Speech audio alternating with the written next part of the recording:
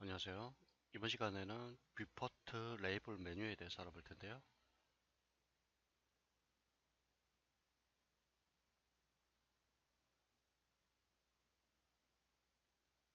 뷰포트 레이블 메뉴.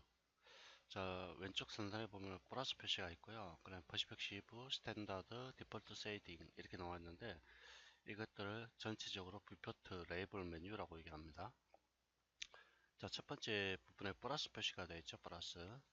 이렇게 플러스가 나타나는데요. 이거는 일반 뷰포트 레이블 메뉴라고 얘기합니다. 일반 뷰포트 레이블 메뉴. 이걸 제너럴 비포터 레벨이라고 영어로는 그렇게 표기되어 있습니다.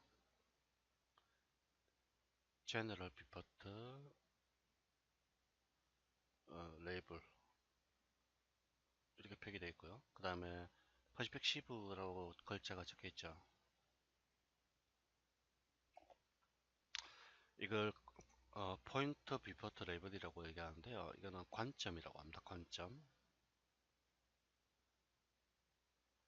관점 비포터 레이블. 이거는 포인트 오브 뷰 비포터 레벨 뷰 레벨이죠. 포인트 오브 뷰 레벨. 그러면 스탠다드라고 글자가 적혀 있는 부분요. 이거는 음영 처리 방법을 갖다가 설정하는 부분인데 음영 처리 레이블이라고 합니다. 음영 처리 레이블. 이거는 세이딩 비포트라고 얘기합니다. 세이딩 비포트 레이블. 그 다음에 디폴트 세이딩이라고 되어 있죠. 디폴트 세이딩. 이거는 스타일 레이블이라고 합니다. 스타일 레이블. 자, 이렇게 각각 이름이 복잡하게 붙여져 있는데요. 기본적으로 플러스 표시가 되어 있는 이 일반 뷰포트 레이블에서는 이 전체 뷰포트를 조정하는 기능들을 담고 있습니다. 전체 뷰포트를 조정하는 기능들. 이를테면 뷰포트 변경이라든지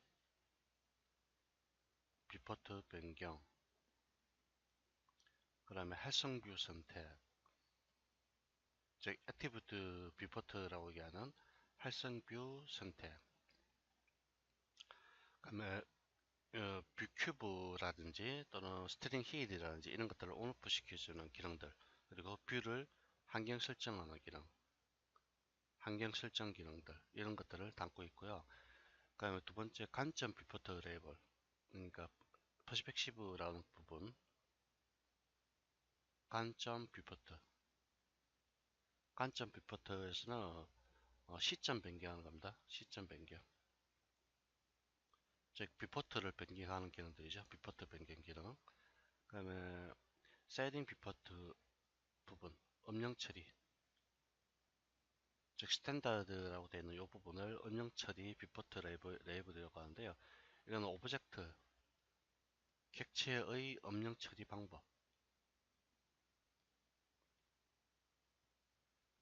방법을 제어하는 부분으로 되어 있고요. 그 마지막 스타일 부분은 이거는 오브젝트의 표시 방법입니다. 객체의 표시 방법을 제어하는 명령어들로 구성이 되어 있습니다. 즉 각각의 레이블마다 어떤 목적이 다르기 때문에 상당히 복잡합니다. 특히 처음 공부를 하시는 분들은 이게 아주 이전 버전들과는 좀 다르게 이게 맥스 2017 버전부터 조금씩 바뀌어서 2018에서 또 이렇게 바뀌었고요. 그 2018 버전에서 사용된 개념이 그대로 2019 버전까지 그대로 지금 적용이 되고 있는데요. 어, 상당히 맥스가 어려워하는 분들이 어려워하는 이유 자체가 이런 식으로 계속적으로 뭔가 기능이 바뀌고 업그레이드 되고 하면서 명칭 자체도 바뀌는 부분이 많기 때문에요. 상당히 어려워하는 거죠. 사실 굳이 이렇게까지 바꿔야 되나 하는 그 어떻게 해야 되냐 하는 생각도 있긴 한데, 또 기능이 업그레이드 되면서 어떤 이름을 바꿔야 되는 부분도 있고 하기 때문에 한편으로는 또 이해가 가긴 하는데, 어떤 공부를 하는 사람들 입장에서는 조금 어렵죠, 사실. 자, 오브젝트를 하나를 이렇게 만들고요. 보너스 표시를 클릭합니다. 자, 보면은 액티브 뷰라는 거는 말 그대로 활성화된 뷰라고 뷰포트라고 얘기하는데요. 이 뷰포트를 어떤 뷰포트를 활성화시킬 것인가, 이렇게 즉 이렇게 노란색 테두리가 나타난다는 얘기는 이 뷰포트를 사용한다라는 뜻이거든요. 그래서 결국 뷰포트를 뭐 변경하는 그런 기능입니다, 이게. 이런 식으로. 그럼 디제이블 뷰포트라는 거는 뒤에 잘 보십시오. 이거는 사람들이 많이 좀 곤란을 겪는 부분이라 할까요? 저 디제이블 뷰포트 클릭하면요, 이렇게 디제이블 됐다라는 표시가 나오는데, 디제이블이란 말은 액티브의 반대입니다. 즉 이 활성화됐다라는 부분하고 활성화된, 그 다음에 디제이블,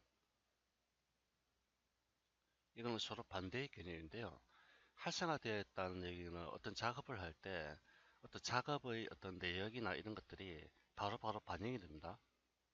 아시겠죠? 여러분들이 어떤 작업을 할 때 어떤 오브젝트를 편집하거나 수정하거나 이런 작업들을 할 때, 또는 조명을 설치했을 때 그런 조명에 의한 효과가 오브젝트에 바로바로 묻어나게 됩니다. 근데 디제이블 시키게 되면은 그런 효과가 발생하지 않습니다. 즉 업데이트가 안 되는 겁니다. 업데이트가 뷰에서 업데이트가 안 됩니다. 디제이블을. 즉 실시간으로 반영이 안 되기 때문에, 잠깐 처음 공부를 하신 분은 이게 적용이 되는지 안 되는지 오해를 일으키기 쉽죠. 그래서 이게 단축키는 T이기 때문에 T 한 번씩 이렇게 디제이블 표시될 때 눌러주시기 바라고요.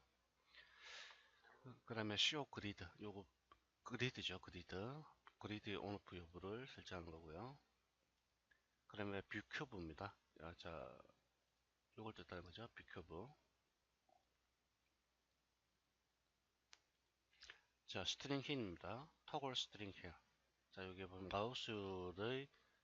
마우스의 주위에 이렇게 어떤 아이콘이 만들어지는데요. 이걸 이용해서 뭐 오르빗이라든지, 오르빗, 그 다음에 줌이라든지, 그 다음에 펜, 그 다음에 리윈드, 앞서 작업했던 것을 반복하는 거고요.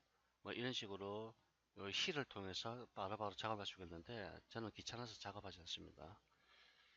그 다음에 컴피그 뷰포트 부분에 들어가시면 이 뷰포트를 항의 설정하는 부분으로 바뀌게 됩니다.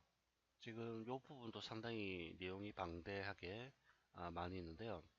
이건 전체적으로 다 보실 필요는 없고요. 여기 Improve Quality Progressively 라고 되어 있는데, 여기서 텍스처, 이 부분이 중요한 부분 중에 또 하나입니다.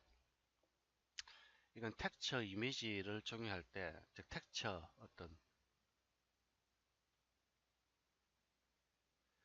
텍스처라는 것은 하나의 어떤 이미지를 뜻하는 겁니다. 이 이미지의 해상도를 여기서 설정하는 겁니다. 해상도를, 즉 최대 해상도를 적용하는 부분인데, Baked Procedure Map, Texture Map, Pivot Background Environment Map, 즉은 각각의 카테고리로 구성이 되어 있습니다. Baked는 일단 무시하시고요. Texture Map이나 Texture Map이라는 것은 어디 매티리얼 에디터에서 어떤 특정한 맵을, 노맵이라고 되어 있는데요. 노맵을 클릭해서 이런 식으로 이미지를 불러와서 오브젝트에 적용합니다. 이때 이 사용되는 맵의 최대 해상도를 설정하는 부분입니다.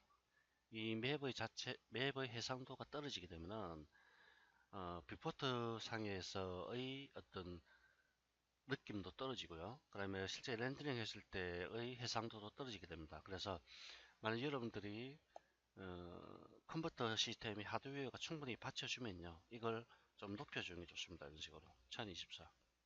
원래 좋은 이미지를 만들려고 한다면은 해상도가 높은 이미지를 렌더링 하려면은 거기서 사용되는 텍스처 맵, 이 텍스처 맵도 해상도가 높아야 됩니다. 특정 맵의 해상도가 떨어지면은 렌더링한 이미지의 해상도도 떨어질 수밖에 없습니다. 그거는 불가불의 관계이기 때문에 상당히 중요한 부분 중에 하나입니다. 여러분들 컴퓨터 하드웨어 시스템이 떨어지면요, 조금 낮추셔서 이런 식으로 256, 그 다음에 512, 그 다음에 성능이 좋으면은 뭐 1024 이런 식으로 설정하셔서 사용하시면 되겠습니다. 자, 비포트 백그라운드 인바이러먼트라는 건요, 이 비포트를 뜻하는 겁니다. 비포트에다가 어떤 이미지를 깔아서 배경으로 사용하는 겁니다. 그리고 여기 인바이러먼트라고 되어 있는 부분은요, 이게 렌더링 메뉴에 가면은 인바이러먼트라고 되는데, 이거는 말 그대로 백그라운드입니다. 백그라운드. 여기다가 어떤 특정한 맵을 사용할 수가 있는데요, 이걸 백그라운드 맵이라고 하는데, 또는 환경 맵이라고 합니다. 인바이러먼트 맵 또는 환경 맵이라고 하는데, 환경 맵이라는 건 장면 전체에 영향을 미치기 때문에 아주 중요한 맵 중에 하나입니다. 특히 렌더링 할 때도 아주 중요한 요소로서 사용되는 거고요. 그걸 여기서 최대 해상도를 설정한 겁니다. 그 다음에 여기 보면 아답티브 디그레이션이라고 되어 있는데요. 즉, 이 화면상에서 어떤 특정한 작업을 할 때, 화면에서 작업을 할 때 최적화시키겠다는 뜻입니다. 이거는 기본값으로 그대로 사용하시면 좋고요. 뭐 별도로 이건 다시 설명되지 않겠습니다.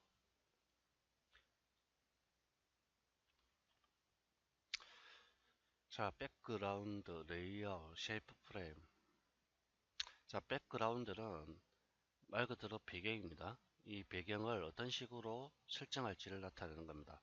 지금 유저 커스터마이즈, 유저 인터페이스, 그라디언트 컬러. 즉, 커스터마이즈 메뉴에서 사용자가 설정한 그라디언트 컬러를 이용해서 이 백그라운드를 표시하겠다. 커스터마이즈 유저 인터페이스. 자, 여기에 컬러 부분 있죠. 컬러 부분에 비포트, 그리고 비포트 백그라운드, 여기에 설정한 요 색상 그대로 사용하겠다 하는 의미입니다. 자, 유저 커스터마이즈 유저 인터페이스 솔리드 컬러. 솔리드 컬러라는 거는 하나의 단색입니다. 단색. 이 그라디언트 컬러라는 거는 말 그대로 그라디언트죠. 어떤 색에서 어떤 색으로 변해가는 것. 지금 잘 보시면은 이 위쪽 부분은 약간 좀 진하게 표시가 되어 있고요. 아래쪽으로 내려갈수록 약간 연하죠. 이게 그라디언트고요. 이 솔리드라는 것은 하나의 색입니다. 이렇게 하나의 색, 단색. 위쪽에 있는 색이든 아래쪽에 있는 색이든 좀 진하기를 단일하게 하나로 만들어주는 거고요. 그라디언트로 작업하는 것이 눈이 편합니다. 그러면 유저 인바이러먼트 백그라운드라는 거는 여기에 렌더링 메뉴 인바이러먼트에 있는 요 색상, 요걸 이용하겠다 뜻입니다. 이걸 이용하는 경우는 없죠. 너무 눈이 조금 눈에 그 부담감을 많이 줍니다. 그러면 백그라운드에다가 어떤 특정한 이미지를 깔아두고 모델링을 하는 경우가 있습니다. 그건 옛날에 사용됐던 방식인데요. 이를테면은 어떤 특정한 여러분들이 모델링을 할 때 과거에 이 배경에다가 어떤 특정한 이미지를 깔아두고 모델링을 하는 경우가 있습니다. 그때 이제 사용했던 방식들인데, 여기서 파일 버튼 누르시고요. 본인이 모델링을 하고자 하는 이미지를 이렇게 선택을 하시고요. 자, 오케이 누르시면 이렇게 백그라운드에 이미지가 이렇게 만들어지게 됩니다. 그러면 사용자가 요 백그라운드 이미지를 기준으로 해서 어떤 모델링을 진행하게 되는데, 지금은 이 방식을 사용하지 않습니다. 이거는 굉장히 조금 오래된 방식이랄까요? 오래된 방식이고요. 자, 매치 비포트는 비포트에 가득차게 만들겠다 뜻이고요. 매치 비트맵은 비트맵을 기준으로 현재 이미지의 해상도를 기준으로 설정하겠다, 뭐 그런 개념입니다. 자, 리무브 시켜버리고요.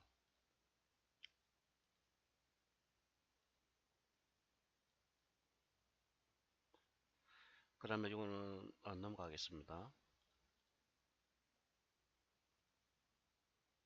그러면 레이아웃을 바꿔주는 기능을 우리 봤고요. 그럼 셀프 프레임이라고 있는데, 이 셀프 프레임. 애플리케이션 show 셀프 프레임 in active view offline 시켜주고요.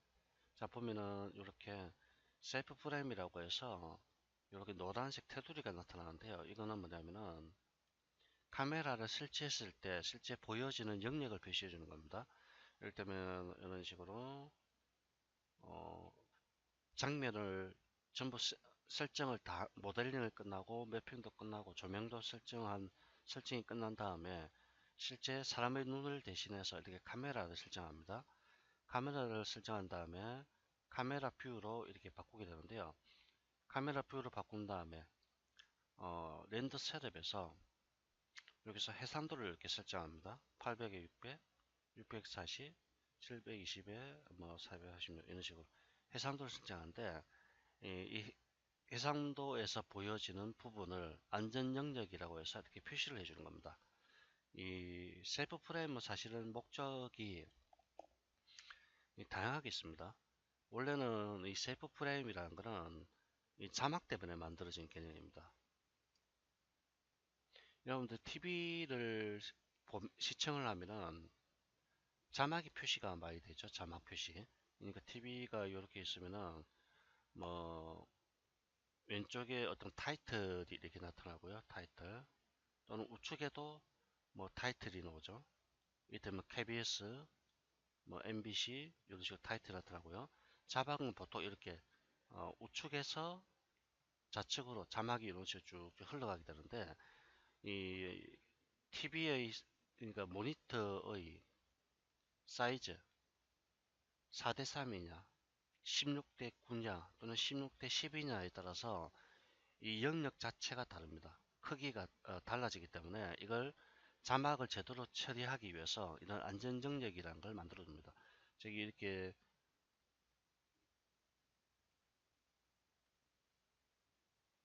TV 화면이나 모니터가 있을 때 이 안쪽으로 이렇게 일정한 공간을 두는 겁니다. 이런 식으로.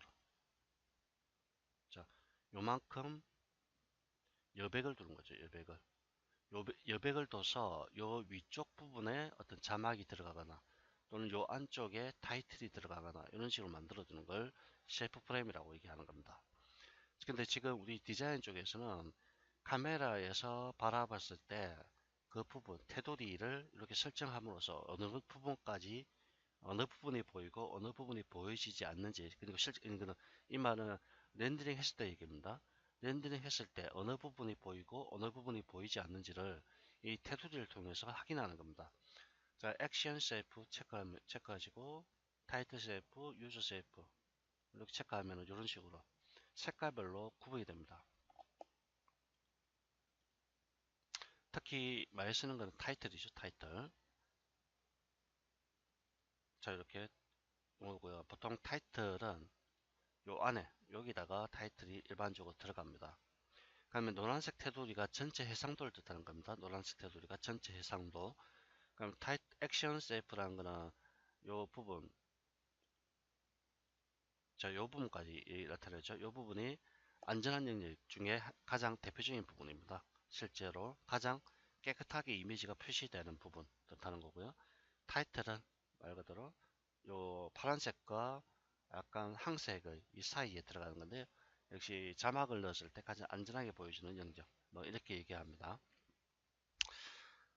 보통 일반적으로 셀프 프레임은 카메라를 설치한 다음에 이 셀프 프레임을 이렇게 액션까지만 한 다음에 떻게 보여질지를 여기서 실제 확인해 보는 게 좋습니다. 확인한 다음에 렌더링을 걸어주는 게 가장 안전합니다.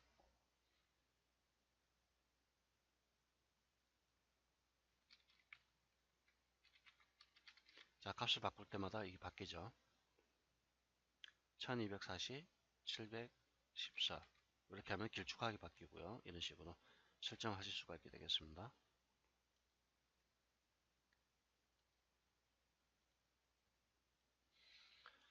저 리전이라는 거는 이거는 셀프 프레임 탭에서 X쪽으로 Y쪽으로 뭐 해상 이 픽셀을 통해서 어떤 안전 영역의 그 크기를 설정하는 부분이고요. 넘어가겠습니다. 자, 이건 통계라고 얘기하는데, 통계. 자, 보시면은 애플리케이션에 Show Statistics in Active View라고 되어 있죠. 체크를 하겠고요. 어플라이 누릅니다. 자, 그럼 여기 보면은 퍼스펙시브 화면에 폴리는 12개, 버텍스는 8개 이렇게 나옵니다. 이거는 무슨 얘기냐면 오브젝트를 뜻하는 겁니다.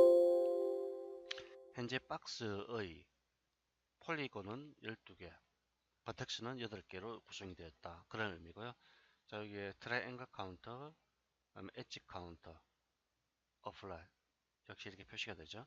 자, 이거는 모델링 할 때 내가 작업하고 있는 모델링이 얼마만큼 많은 버텍스를 가지고 있고 얼마만큼 많은 엣지를 갖고 있고 이러한 것들을 확인하기 위한 용도로서 사용을 하는 겁니다. 즉 통계입니다. 통계. 근데 이것도 아주 중요한 기능 중에 하나입니다. 이거는 여러분들이 모델링을 전문으로 하는 분들이라고 한다면은 일일이 이것들을 하나씩 하나씩 확인하면서 작업해야 됩니다. 즉 어떤 모델링이 잘못되었을 경우에는 불필요한 버텍스나 불필요한 엣지들이 상당히 많이 발생할 수 있기 때문에 그걸 제어하기 용도로서도 사용할 할 수도 있습니다.